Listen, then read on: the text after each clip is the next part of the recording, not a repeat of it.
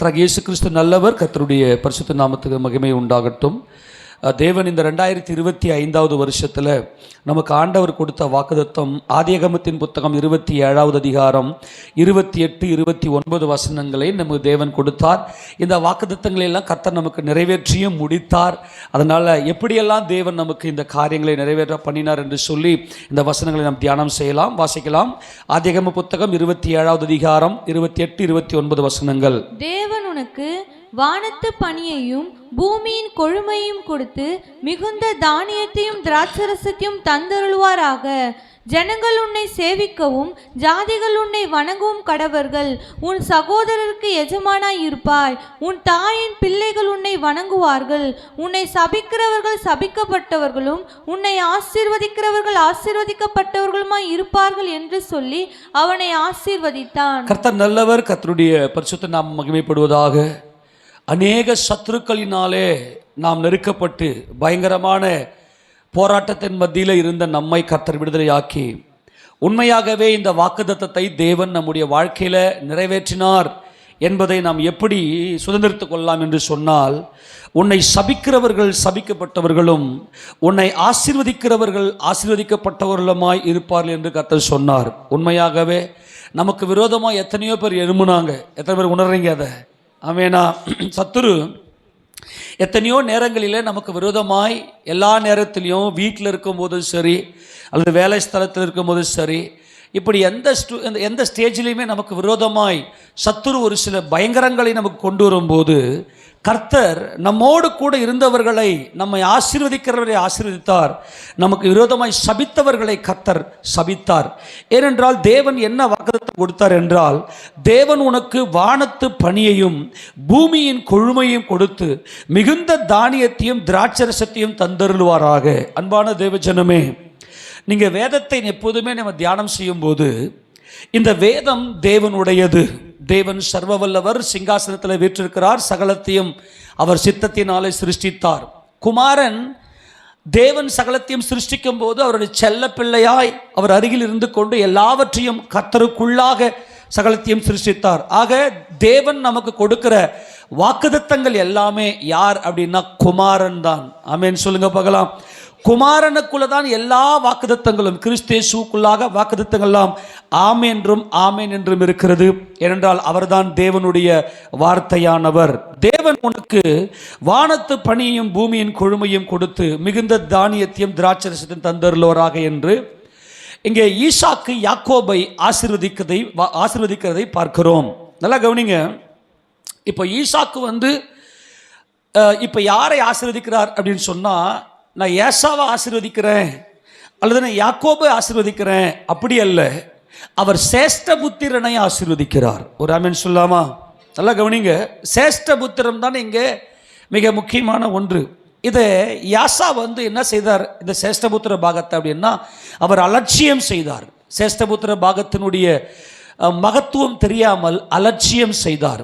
ஆனால் யாக்கோபு அந்த சேஷ்டபுத்திர பாகத்தின் மேலே தாகமும் அங்கே தவிப்பும் உடையவராய், ஏனென்றால் இந்த சேஷ்டபுத்திரன் என்பது கர்த்தராகிய இயேசு கிறிஸ்து உலக தோற்றத்துக்கு முன்பதாகவே அவர் அடிக்கப்பட்ட ஆட்டுக்குட்டியானவர். அவர் தேவனுக்கு அடிமை என்றும், தேவனுக்கு அடிமை, தேவ சித்தம் செய்து தம்மை ஒப்பு கொடுத்தவர் என்றும், தம்முடைய சகோதரர்களுக்கு முன்பதாக மனத்தாழ்மை என்கின்ற அந்த மகிமையில் இருக்கிறார் என்கின்ற ரகசியத்தை அறிந்தவர் தான் யாக்கோபு.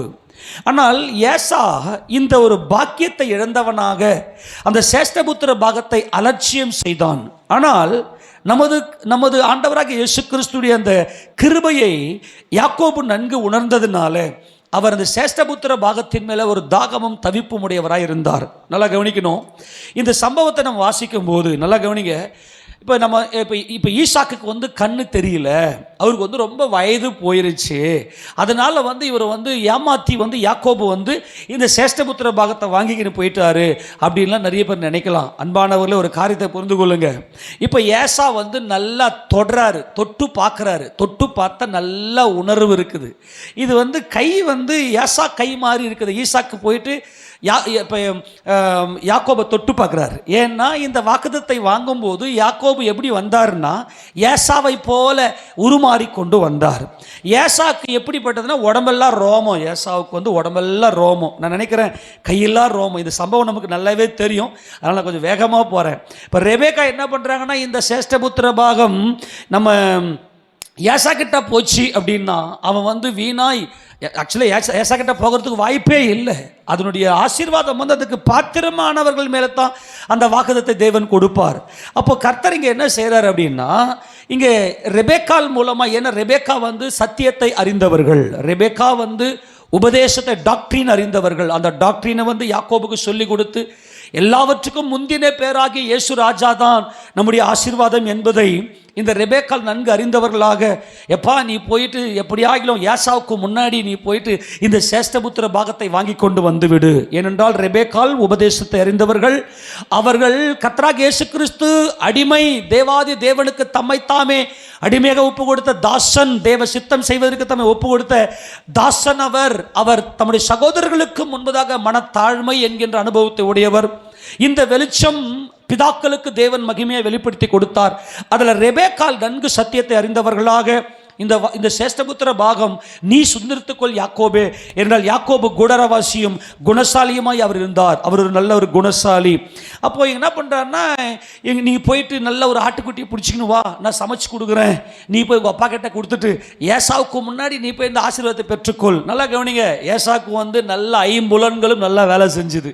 இது நல்லா நீங்கள் புரிஞ்சுக்கணும். ராமன் சொல்லாமா, கைகள் வந்து ஏசாவுடைய கைகள், ஆனால் சத்தமோ யாக்கோபுடைய சத்தம். அப்போ காது நல்லா வேலை செஞ்சுது. மைண்டு சில பேருக்கு வந்து வயசாயிருச்சுன்னா நிறைய மெமரியில் லாஸாக இருக்கும், நிறைய மெமரி லாஸ் இருக்கும். ஆனால் இவருக்கு நல்ல ஷார்ப்பாக அதை வந்து நல்லா எப்படி ஜட்ஜ் பண்ணுற அந்த ஒரு மைண்ட் வந்து அவருக்கு நல்லா தெளிவாக இருந்துச்சு. அப்போது சத்தம் வந்து யாக்கோபுடைய சத்தம், ஆனால் கையெல்லாம் பார்த்தா ஏசாவுடைய கைகளாக இருக்குதே அப்படின்னு சொல்லிட்டு தான் அவர் ஆசீர்வதிக்கிறார். ஆமேன் சொல்லாமா, ஹல்லேலூயா. அப்போ நல்லா கவனிங்க.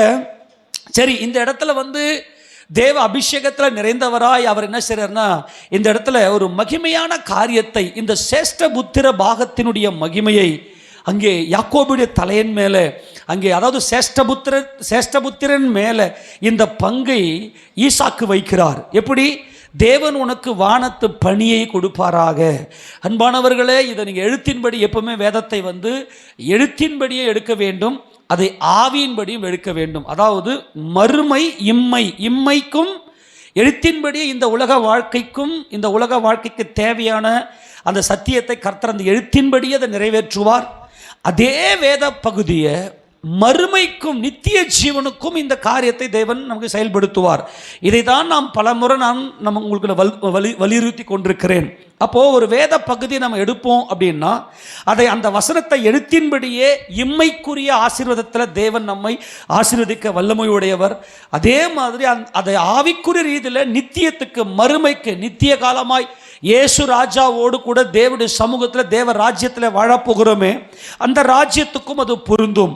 அப்போ இந்த இடத்துல கர்த்தர் இங்கே என்ன சொல்கிறாருன்னா, இஸ்ரவேலில் எழுத்தின்படியே பார்த்தீங்கன்னா அவர்களுக்கு வானத்து பனி என்பது மிகுந்த பலனை கொடுக்கும். ஆனால் அதுக்கு முன்பதாக ஆசீர்வாதமான மழை பெய்யும். இதை நீங்கள் நல்லா கொஞ்சம் கூர்ந்து கவனிச்சிங்கன்னா தான் வாக்குத்தத்த செய்தி உங்களுக்கு நல்லா புரியும். கொஞ்சம் அசட்டியாக இருக்காதீங்க, கொஞ்சம் நல்லா ஆக்டிவாக இருங்க.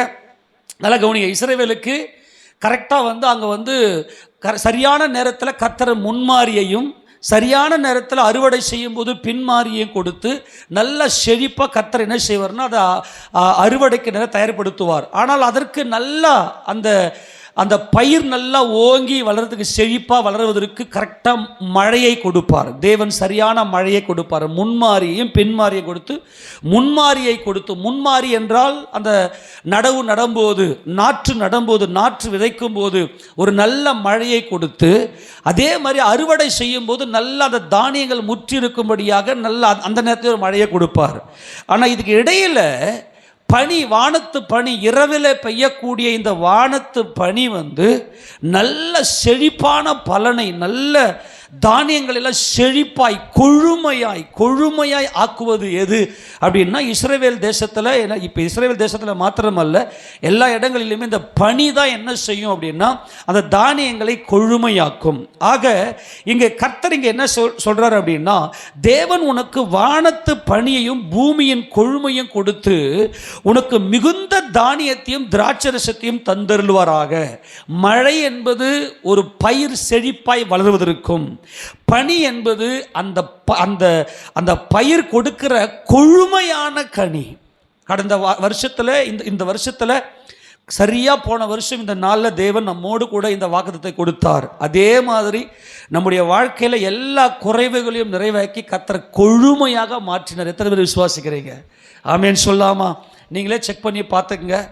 உங்களுக்கு ஏற்கனவே இருந்த ஆசீர்வாதத்தை விட முன்னாடியெல்லாம் பார்த்தீங்கன்னா நிறைய காசு இருந்தால் கூட, ஏதோ காசு இருந்தால் கூட அது கை விட்டு நம்ம விட்டு பறந்து போகிற மாதிரி நம்மக்கிட்ட ஒரு திருப்தி இல்லாமல் இருந்திருக்கும்.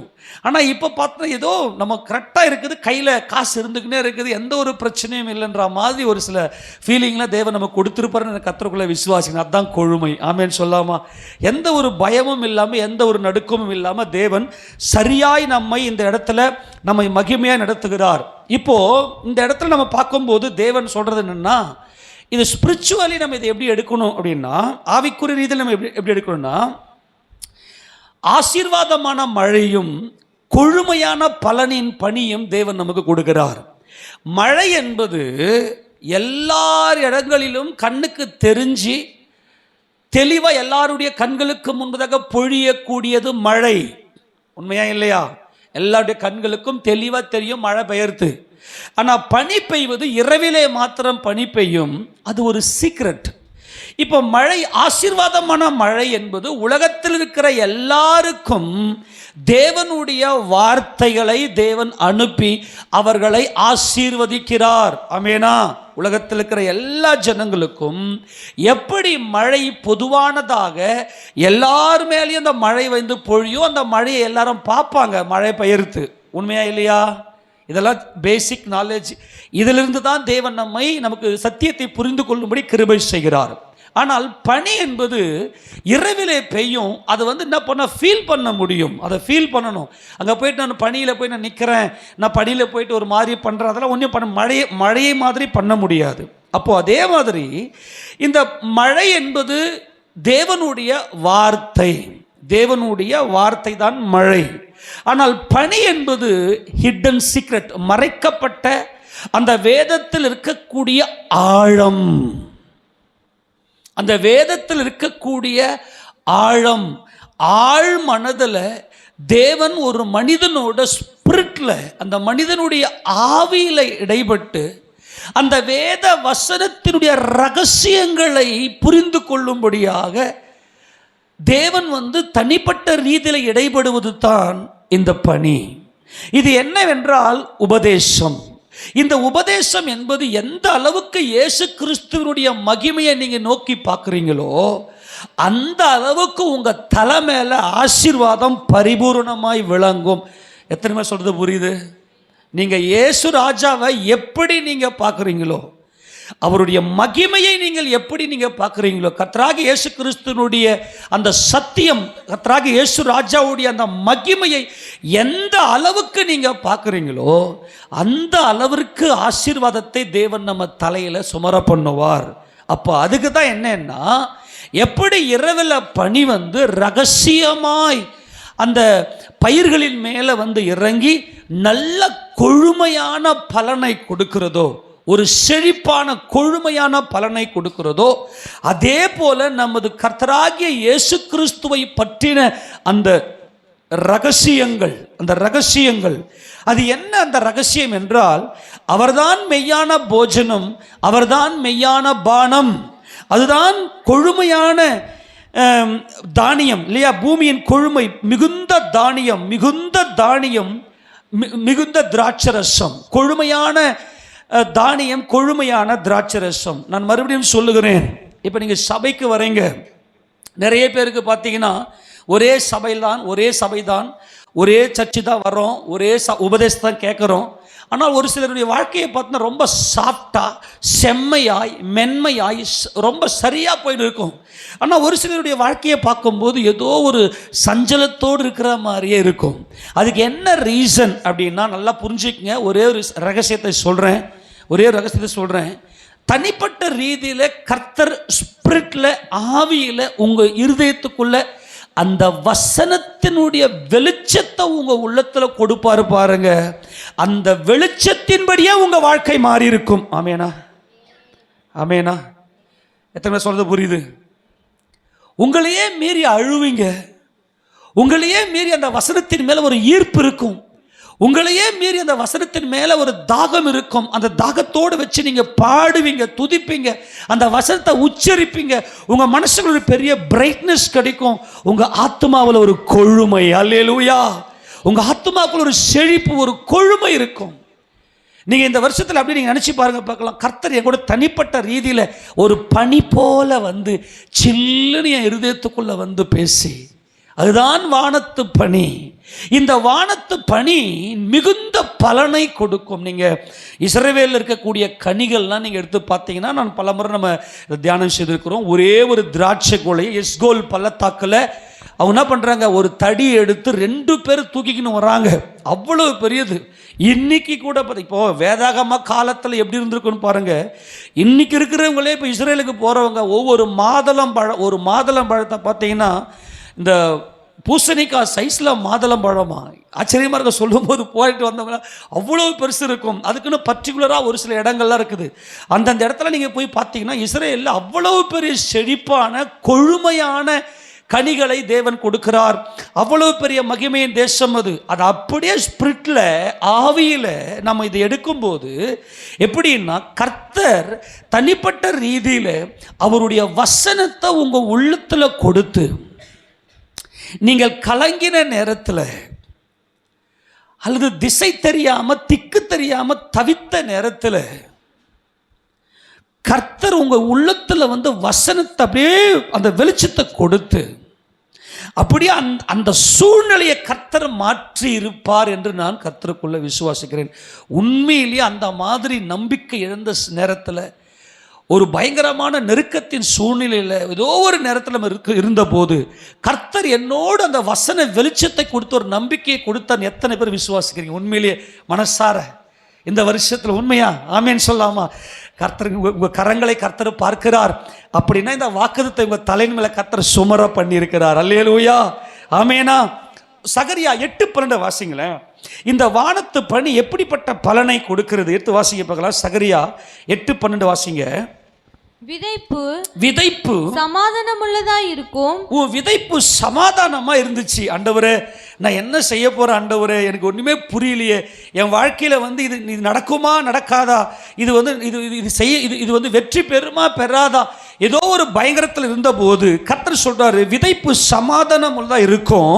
திராட்சை செடி தன் கனியை தரும். பூமி தன் பலனை தரும். வானம் தன் பனியை தரும். கவனிங்க, பூமி பலனை தருமாம். அபண்டன்ஸ், மிகுந்த பலன். பூமி தன் பலனை கொடுக்கிறதாம். வானம் தன் பனியை தரும். நல்லா கவனிங்க, வானம் தன் பனியை தரும். இந்த ஜனத்தில் மீதியானவர்கள் இதையெல்லாம் சுதந்தரிக்க கட்டளையிடுவேன். கர்த்தர் நம்முடைய வாழ்க்கையில கட்டளையிட்டார். அல்லேலூயா. பூமியின் பலனை சுதந்தரிப்பதற்கு வானத்தின் பனியை தேவன் கட்டளையிட்டார். நான் எப்பவும் சொல்றேன், இயேசு ராஜாவுடைய வார்த்தை மாத்திரம் நம்முடைய இருதயத்துக்குள்ள வந்து அந்த பலனாக வரலன்னா, நமக்கு ஏற்பட்ட நெருக்கங்கள், குடும்ப போராட்டங்கள், அந்த பிரச்சனைகள்லாம் பார்த்து நம்மளால் நின்றுக்கவே முடியாது. ஆமேன்னு சொல்லாமா? அவர் எவ்வளவு நல்லவராக இருக்கிறார். அப்போது தேவனாகிய கர்த்தர் இந்த வானத்து பணியை எடுத்து நமக்கு மகிமையாய் கொழுமையாக நம்முடைய இருதயத்திலே கர்த்தர் கொடுத்தார். அப்படி நம்ம இயேசு ராஜாவை உட்கார்ந்து நம்ம பார்க்குற அந்த வேளையில் அவர்தான் அந்த தானியம், அவர்தான் அந்த திராட்சரசம். இது மேசியாவை பற்றின ஒரு மகிமையான தீர்க்க தரிசனம். உலக தோற்றத்துக்கு முன்பதாகவே அவர் தேவனுடைய பிள்ளைகளுக்கு தேவன் கொடுத்த வாக்குத்தத்தம் யார் என்றால் நமது ஆண்டவராகிய இயேசு கிறிஸ்து. அந்த அந்த அந்த பூமி தன் பலனை கொடுக்கிறது என்கின்ற அந்த அர்த்தம் என்னவென்றால், என் ஆண்டவராக இயேசு கிறிஸ்து இந்த பூமிக்கு வெளிப்பட்டு, அவர் மாம்சத்தில் வெளிப்பட்டு, அவர் தம்முடைய மாம்சத்தையும் தம்முடைய இரத்தத்தையும் நமக்காக ஜீவபலியாக ஒப்பு கொடுத்து நம்மை மீட்டெடுத்தது தான் அந்த மகிமை அடங்கியிருக்கிறது. ஆமீன் சொல்லுவோமா? அவர் காட்டி கொடுக்கப்பட்ட அந்த ராத்திரியில் அவர் அப்பத்தை எடுத்து இது என்னுடைய மாம்சம் அப்படின்னு கொடுத்தாரு. யாக்கோபுக்கு கர்த்தர் கொடுத்தது என்ன கொடுத்தாரு அப்படின்னா, யாக்கோபே யாக்கோபே எத்தன், யாக்கோபு என்றால் எத்தன் அல்லவான்னு சொல்லி வேதம் சொல்லுகிறது. ஆனால் ஆக்சுவலாக அது எத்தன் அல்ல. அவன் யாக்கோபு என்பவர் யெகோவா தேவனுடைய காலை பிடித்து கொண்டவர். யோத் வருதுல, யாக்கோவ், யோத் கோஃப், அப்புறம் வவ், அப்புறம் பெய்த் வரும். யாக்கோவ், அந்த யோத் யாக்கோவ் என்றால் யெகோவா தேவனுடைய காலை பிடித்து கொண்டவர். இப்போ ஈசாக்கு நல்லா சரியா ஆசீர்வதிக்கிறாரு. யாக்கோபே, என் பிதாக்களின் தேவன், ஆபிரகாமின் தேவனும் ஈசாக்கின் தேவனும் ஆகிய இந்த இயேசு தேவன், ஆபிரகாமின் தேவனும் ஈசாக்கின் தேவனும் ஆகிய இந்த இயேசு தேவன் உன்னுடைய ஜீவனாக இருக்கட்டும். அவ்வளோதான், முடிஞ்சு போச்சு. இங்கே ஈசாக்கு யாக்கோபை ஆசீர்வதித்த அந்த ஆசீர்வாதத்தினுடைய நோக்கம் என்னவென்றால், அவர் உன் ஜீவனாக இருக்கட்டும், அவர் உன் ஜீவனாக இருக்கட்டும். அதை தான் இங்கே சொல்லிக் கொடுக்கிறார். அதே மாதிரி இந்த இஸ்ரவேலுக்கு தேவன் கொடுத்த வாக்குத்தத்தை நிறைவேற்றும்படியாய் அவர் கன்னி மரியினுடைய வயிற்றிலே வந்து பிறந்து நம்முடைய ஜீவனுக்காக, நம்முடைய கொழுமைக்காக, நம்முடைய பலனுக்காக, நாம் மகிமையின் சரீரத்தை அடைந்து பிதாவாகிய தேவனை முகமுகமாய் காணும்படியாக நமக்கான கொழுமையின் தானியமாகவும் உயர் ரக திராட்சரசமாகவும் என் ஆண்டவராக இயேசு கிறிஸ்து தம் ஜீவனையே ஒப்பு கொடுத்தார். அந்த வசனத்தை வாசிங்க. இதெல்லாம் நம்ம பார்த்தோம், கடந்த போன வருஷத்தில் நம்ம பார்த்தோம். யோவான் சுவிசேஷ புத்தகம் 6வது அதிகாரத்தில் இந்த தானியமும் இந்த திராட்சரசமும், அது அப்பமும் இந்த திராட்சரசம் அவர் ரத்தமும் என்பதை அவர் ஒப்பிட்டு பார்ப்பதை நாம் இங்கே பார்க்கலாம். வாசிங்க பார்க்கலாம். 6வது அதிகாரத்தில் 54வது வசனத்தை வாசிங்க பார்க்கலாம். என் மாம்சத்தை புசித்து, என் மாம்சத்தை புசித்து என் ரத்தத்தை பானம் பண்ணுகிறவனுக்கு நித்திய ஜீவன் உண்டு, நித்திய ஜீவன் உண்டு. நான் அவனை கடைசி நாளிலே எழுப்புவேன். இதுதான் யாக்கோபின் தலையின் மேலே சுமரப்பட்ட, ஈசாக்கினால் தன் தகப்பனால் ஆசீர்வதிக்கப்பட்ட இந்த ஆசீர்வாதம் என்னவென்றால், யாக்கோபே நீ உயிரடைவாய். கரங்கள் சொல்லாமா? நான் மறுபடியும் சொல்றேன். முதல்ல இம்மைக்குரிய காரியத்தில் இந்த வசனங்களை அப்படியே நீங்கள் எடுக்கணும்.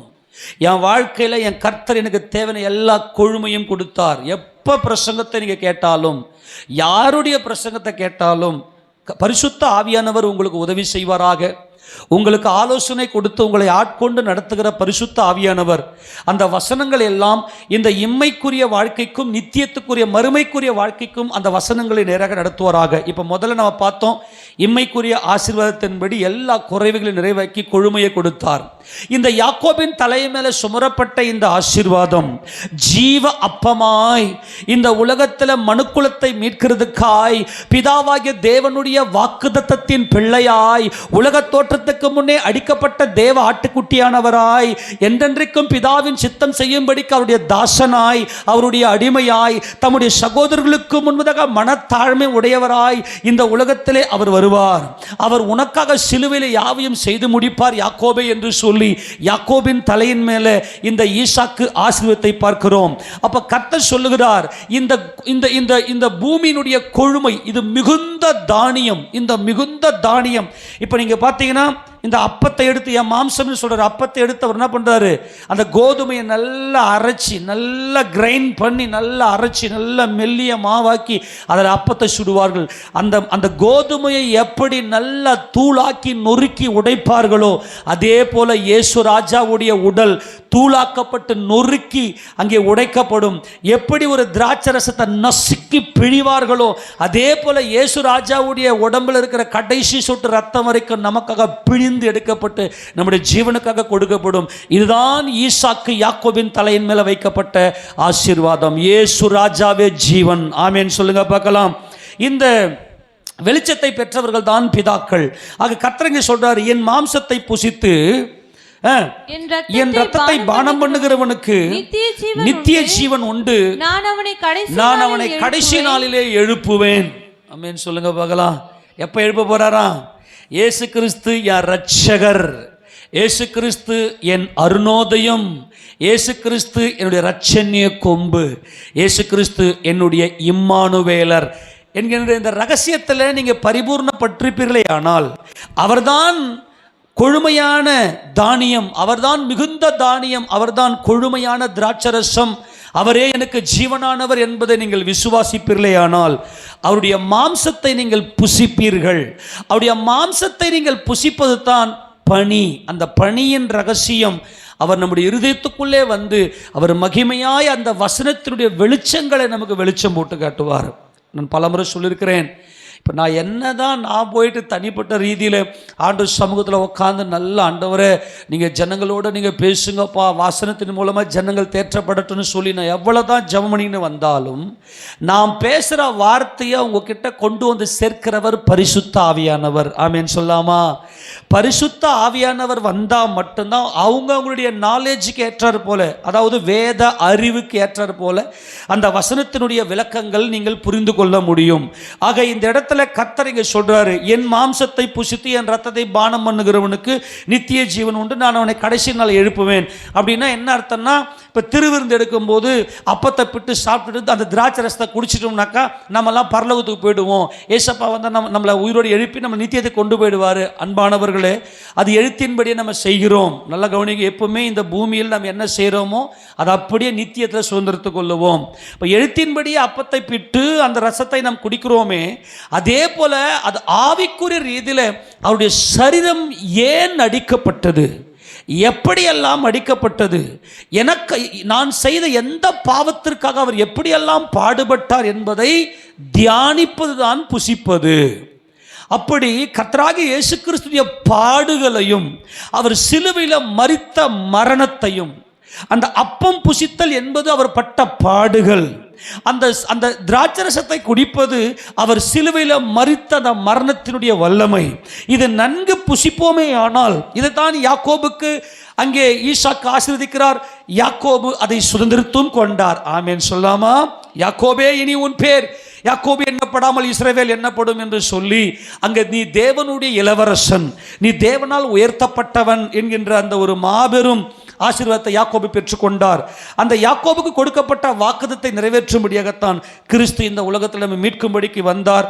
அப்போ அவருடைய மாம்சத்தை புசிக்கிற நமக்கு நித்திய ஜீவன் உண்டு, நம்மை கடைசி நாளை எழுப்ப போகிறார். அல்லேலூயா சொல்லாமா? இயேசு கிறிஸ்து தான் என்னுடைய கொழுமையான தானியம், அவர்தான் கொழுமையான திராட்சரசம், மதுரமான திராட்சரசம் என்று விசுவாசித்து அவர் என் இரட்சகர், நான் பாவியா இருக்கிறேன், என் பாவங்களுக்காக தேவன் தம்முடைய குமாரனையே ஒப்பு கொடுத்தார் என்று விசுவாசிக்கிற எல்லாரையும் அவர் உயிரோடு எழுப்புவார். ஆமேன் சொல்லாமா? தேவனாகிய கர்த்தருடைய ராஜ்யத்தில் நம்ம எல்லாரும் சூரியனை போல பிரகாசிப்போம். அதற்காகத்தான் தேவன் நம்மை அழைத்து கொண்டு வந்தார். இதுக்கு நல்ல ஒரு ஆதாரமாக, நல்ல ஒரு ஸ்ட்ராங்காக அவர் என்ன செய்வார்னா, அவர் அந்த மரிக்கிற அந்த காட்டி கொடுக்கப்பட்ட அந்த ராத்திரியிலே அவர் அப்பத்தை எடுத்து என்ன சொல்லுற வாசிக்க பார்க்கலாம். மத்திய சுவிசேஷ புத்தகம் 26வது அதிகாரத்தில், அதில் மத்திய சுவிசேஷ புத்தகம் 26வது அதிகாரத்தில் 24 வாசிங்க பார்க்கலாம். சார் 24 வேணாம், 26 வாசிங்க. அவர்கள் போஜனம் பண்ணுகையில் இயேசு அப்பத்தை எடுத்து, நல்லா கவனிங்க, கோதுமையினால் செய்யப்பட்ட இந்த அப்பத்தை எடுத்து, நல்லா கவனிக்கணும் ப்ளீஸ், புரிந்து கொள்ளுங்க. உங்க வாழ்க்கையில் எல்லா விதமான செழிப்பையும் கொழுமையும் தேவன் மகிமையாய் நடத்துகிற தேவனாய் இருக்கிறார். எல்லா விதமான ஆசீர்வாதங்களையும் கர்த்தர் மகிமையாய் கொடுக்கிற தேவனாய் இருக்கிறார். ஆனால் இப்போ அப்பத்தை எடுத்து அதை ஆசீர்வதித்து அதை பிட்டு சீஷர்களுக்கு கொடுத்து, நீங்கள் வாங்கி புசியுங்கள், இது என்னுடைய சரீரமாய் இருக்கிறது என்றார். அப்பத்தை சரீரம்ன்றாரு. எல்லாம் கவனிக்கணும். நம்ம எல்லாரும் பாக்கியவான்கள், யாக்கோபின் சந்ததியே, இஸ்ரவேலர்களே, ஆவிக்குரிய இஸ்ரவேலர்களே, நாம் பாக்கியவான்கள். அந்த அப்பத்தை பிட்டு அதை புசிக்கும் போது இது என் மாம்சம்ன்றாரு. ஏசப்பாவுடைய மாம்சம் என்ன ஆச்சு? ஏசப்பாவுடைய மாம்சம் என்ன ஆச்சு சொல்லுங்க. சும்மா வாய்த்தது ஃப்ரீயா பேசுங்க. ஏசப்பாவுடைய மாம்சம் என்ன ஆச்சு சொல்லுங்களேன். நல்லா கவனிங்க. ஏசப்பாவுடைய மாம்சம் என்ன? அந்த கேடு அடைந்தது. அவர் சிலுவையில் அந்த கேடு அடைந்தார். இதை புசின்றாரு. யாக்கோபே, இப்போ நாம் எல்லாரும் யாக்கோபாய் இஸ்ரவேலாய் இன்னைக்கு தேவ சமூகத்தில் இருக்கிறோம். வானத்து பனி உங்கள் மேல் இருக்குமே ஆனால், வானத்து பனி உங்கள் மேல் இருக்குமே ஆனால், இந்த வசனத்தினுடைய ஆழம் உங்க இருதயத்துக்குள்ள வந்து அப்படியே உதிக்கப்பட்டு அப்படியே உதயமாகி இந்த அப்பம் நாங்கள் ஒவ்வொரு நாளும் அந்த தேவ சமூகத்தில் கூடும்போதெல்லாம் நம்ம இப்போ மாசத்துக்கு ஒரு முறை நம்ம திருவிருந்து எடுக்கிறோம், எழுத்தின்படியே எடுக்கிறோம். ஆனால் இது இயேசு ராஜாவுடைய மாம்சம். அவருடைய மாம்சத்துக்கு என்ன ஆச்சு? அவர் என்னை எப்படி மீட்டார்? அவர் அந்த கோர சிலுவையில் அவர் அந்த கேடடைந்தவராய் தொங்கிக் கொண்டிருந்தார். அப்படியானால் என்னுடைய எந்தெந்த பாவங்களுக்கெல்லாம் அவர் இப்படிப்பட்ட பலியானார் என்பதை உட்கார்ந்து நீங்கள் ஆராய்ச்சி செய்வீங்க அப்படின்னா அது அவ்வளோ பெரிய மகிமையாக இருக்கும்.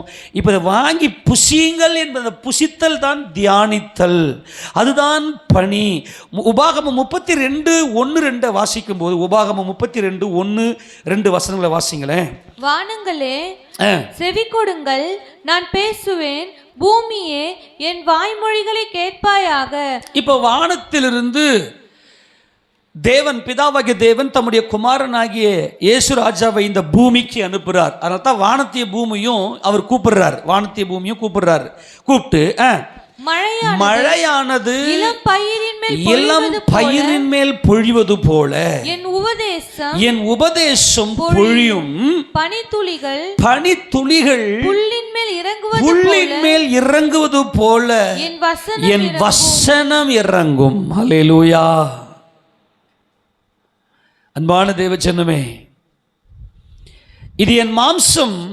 இந்த கொழுமையான கோதுமை ஈசாக்கே, யாக்கோபே, உன் பிதாவாகி ஈசாக்கு நான் உன்னை ஆசீர்வதிக்கிறேன், நான் வாக்குத்தத்தை பெற்றவன், உன்னை ஆசீர்வதிக்கிறேன். நீ வானத்து பனியும் பூமியின் கொழுமையும் உனக்கு கர்த்தர் தந்தருள்வாராக. அந்த கொழுமை மகிமை அடைந்த கர்த்தராகிய இயேசு கிறிஸ்துவினுடைய அந்த சரீரம் உனக்காக பலியாக்கப்படுகிறது என்பதை நீ உணர்ந்து கொள் என்பதுதான் இந்த உபதேசம். இந்த உபதேசம் உங்க இருதயத்துக்குள்ள வர வேண்டும். கர்த்தர் உங்க இருதயத்தில் பேசுவாராக.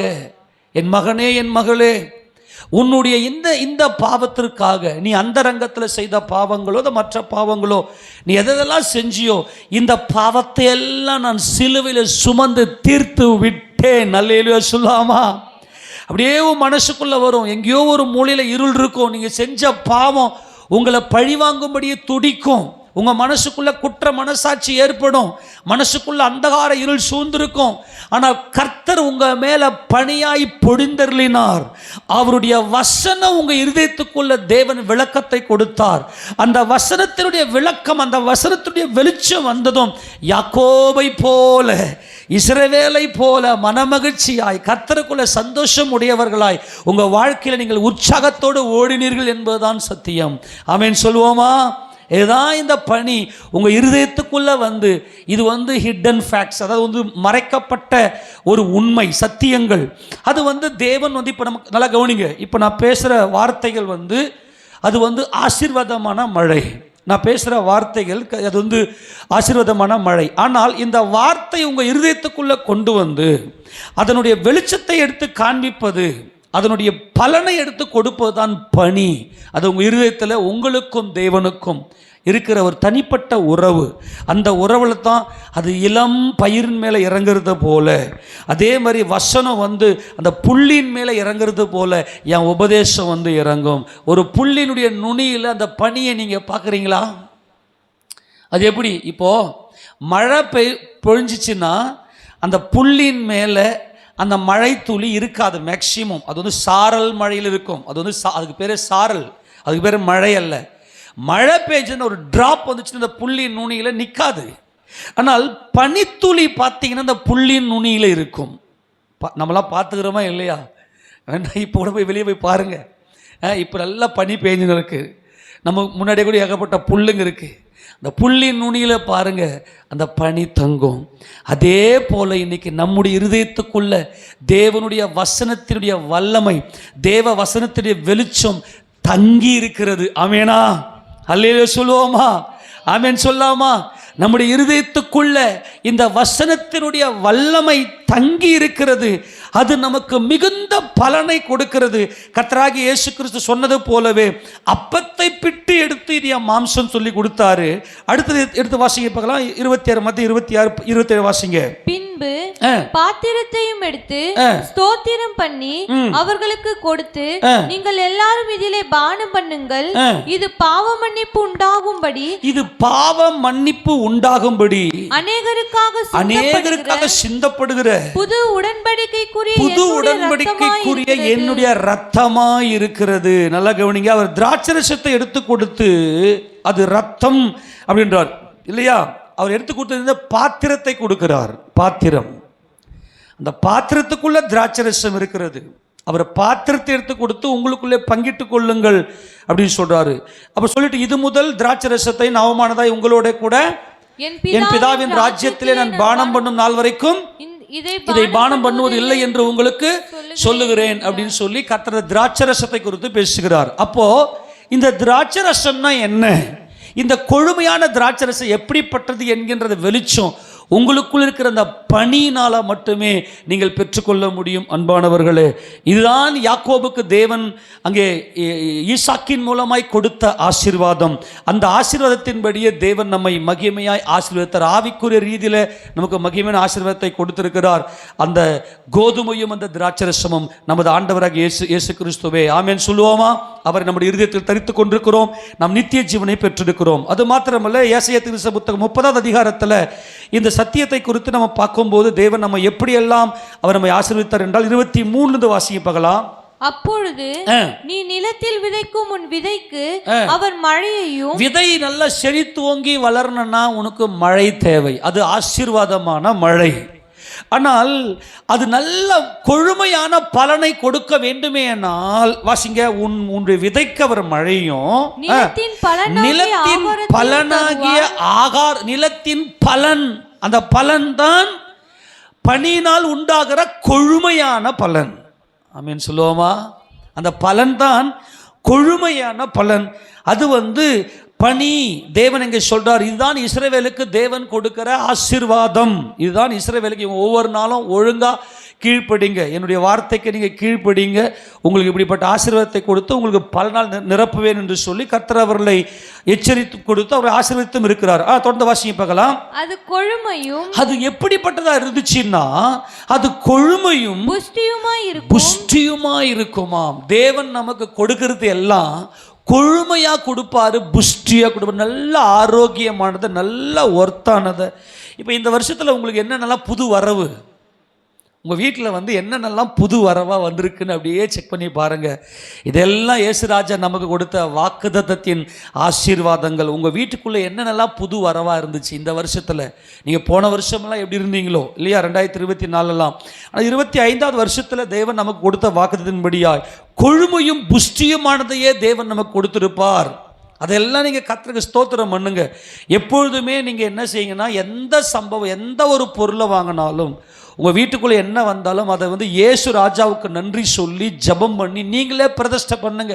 இயேசு கிறிஸ்துவின் நாமத்தில் நீ இதை ஆசீர்வதிக்கிற ஆண்டவர். எதை வாங்கினாலும், என்ன ஒரு பொருள் உங்கள் வீட்டுக்கு வாங்கினாலும் அது எல்லாமே இயேசு ராஜாவுக்குள்ள அது கொழுமை புஷ்டி என்கின்ற அனுபவத்துக்குள்ள தேவன் நமக்கு கொடுக்கிறார். ஆக நமக்குள்ள வந்த எல்லாமே இயேசு கிறிஸ்துவுக்குள்ளாக தேவன் நம்மை ஆசீர்வதிக்கிறார். அக்காலத்திலே உன் ஆடு மாடுகள் விஸ்தாரமான மேய்ச்சலுள்ள ஸ்தலத்திலே மேயும், நிலத்தை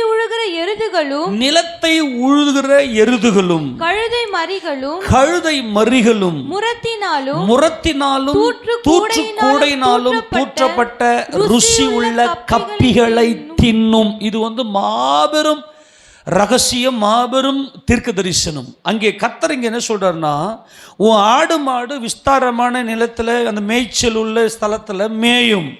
ஆனால் நிலத்தை உழுகிற, இந்த நிலத்தை உழுகிற என்பதுதான் கர்த்தராகிய இயேசு கிறிஸ்துவினுடைய முதுகில உழுதார்கள். அவர் வாரடி அடிக்கப்பட்டார். எப்பவுமே இது நல்லா மிங்கிள் பண்ணின்னு வாங்க. நமக்கு வரக்கூடிய எல்லா ஆசீர்வாதமும், இந்த உலகத்தில் நாம் சுதந்திரித்துக் கொள்ளுகிற எல்லா கொழுமையும் புஷ்டியுமா இருக்கிறது எல்லாமே அவர் பட்ட பாடுகளினால் கிடைத்தது. ஆமென் சொல்லுங்க பார்க்கலாம். நிலத்தை உழுகிற எருதுகளும் கழுதைகளும் முரத்தினாலும் தூற்றுக்கூடையினாலும் தூற்றப்பட்ட ருசி உள்ள கப்பிகளை தின்னும். இப்போ இந்த மாடு என்பது நல்லா கவனிங்க, இந்த இந்த இந்த எருது என்பது தேவ சித்தம் செய்கிற இயேசு ராஜாவை காண்பிக்கிறது. கழுதை என்பது அவர் ராஜாதி ராஜா, அவர் ராஜாதி ராஜாவாக அவர் கழுதையின் மேலே சியோன் குமாரத்திய இதோ உன் ராஜா கழுதை மேலும் கழுதை குட்டியாக மரியின் மேலும் அவர் ஏறி உன்னிடத்திற்கு வருகிறார் என்று சொல்லி நீ மகிழ்ந்து கலிகுரு. அவர் சாந்த குணமுள்ள ராஜாவாய் வருகிறார், அவர் மனத்தாழ்மையுள்ள ராஜாவாய் வருகிறார். அவர் ராஜாவாக வர வேண்டுமே ஆனால், அவர் ராஜாவாக வந்து ஆளுகை செய்ய வேண்டுமே ஆனால், அவர் முதலாவதாக ஒரு எருதாக அவர் என்ன செய்ய, நிலத்தை உழ வேண்டும். நிலத்தை உழ வேண்டும் என்பது அவருடைய கர்த்தராகிய இயேசு கிறிஸ்துவிய முதுகில் உழுதார்கள் அப்படின்னு கர்த்தர் சொல்றார். 129 சங்கீதத்தை வாசிங்க பார்க்கலாம். அதில் 3வது வசனத்தை வாசிங்க. 129 சங்கீதம் 3வது வசனம். உழுகிறவர்கள் என் முதுகின் மேல் உழுது தங்கள் படைச்சால்களை நீளமாக்கி. யார் மேல உழுதாங்களாம்? முதுகில் உழுதாங்க.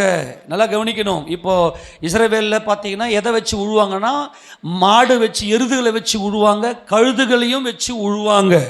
ஆனால் இது என்ன செய்யணும்னாக்கா, இவைகள் விஸ்தாரமான மேய்ச்சலுள்ள இடத்துல மேய்கிற மந்தையில் இருக்கக்கூடிய அந்த மந்தையை பெருக்குவதற்காக இருக்கக்கூடிய அந்த மந்தையில் இருக்கிற ஆடு மாடு அல்ல. இது எப்படிப்பட்டதுன்னா, நல்ல கொழுமையானவைகளை இவர்கள் என்ன பண்ணாக்க உழுது விதைத்து, அந்த விதைக்கு தேவன் மழையை, ஆசீர்வாதமான மழையை கொடுத்து, கொழுமையான பலனை கொடுத்து, அந்த கொழுமையான பலனிலிருந்து முரத்திலும் தூற்றுக்கூடையிலும் தூற்றப்பட்ட அப்படிப்பட்ட கொழுமையை புசிக்க வேண்டும். நான் மறுபடியும் சொல்லுகிறேன், உன் ஆடு மாடுகள் விஸ்தாரமான மேய்ச்சல் உள்ள ஸ்தலத்தில் மேயும் என்பது அது மேய்ச்சலின் ஆடு மாடு மந்தைகள். ஆனால் இங்கே நிலத்தை உழுகிற எருது என்பது நமது ஆண்டவராக இயேசு கிறிஸ்துவினுடைய பாடுகளும், அவர் உலகத்தின் பாவத்தை சுமந்திருக்கிற பாடுகளும், கழுதை என்பது அவர் பாடுபட்டு ஜெயங்கொண்ட பிற்பாடு தான் அவர் கழுதையின் மேலே ஏறி ராஜாதி ராஜாவாக பவனி வருவார். அதுதான் என்னதுன்னாக்கா, முரத்தினாலும் தூற்றுக்கூடையில் தூற்றப்பட்ட ருசி உள்ள கப்பிகளை தின்னுகிற அனுபவம். அப்போ கர்த்தராகிய இயேசு கிறிஸ்துவை குறித்து இந்த ஒரு வசனத்திலே தெளிவாக சொல்லி, போன வருஷம் நம்ம தெளிவாக பார்த்தோம். கழுதுன்னா என்ன, மாடுன்னா என்னெல்லாம் ஞாபகம் இருக்குதா இல்லையா? ஆமீன் சொல்லாமா? நல்லா கவனிங்க. நிலத்தை உழுகிற எருதுகளும் கழுதை மறிகளும் முரத்தினாலும் தூற்றுக்கூடையிலும் தூற்றப்பட்ட ருசி உள்ள கப்பிகளை தின்னும். அப்படின்னா என்ன அர்த்தம்னா, இந்த கழுதையும் இந்த மாடும் என்ன பண்ணணும்னா, வேத பிரமாணத்தின்படி மாட்டையும் கழுதையும் சேர்த்துலாம் உழக்கூடாது, தனித்தனி தான் உழணும். அது நியாயப்பிரமாண சட்டம். இங்கேயும் கர்த்தர் தனித்தனியாக சொல்கிறாரு.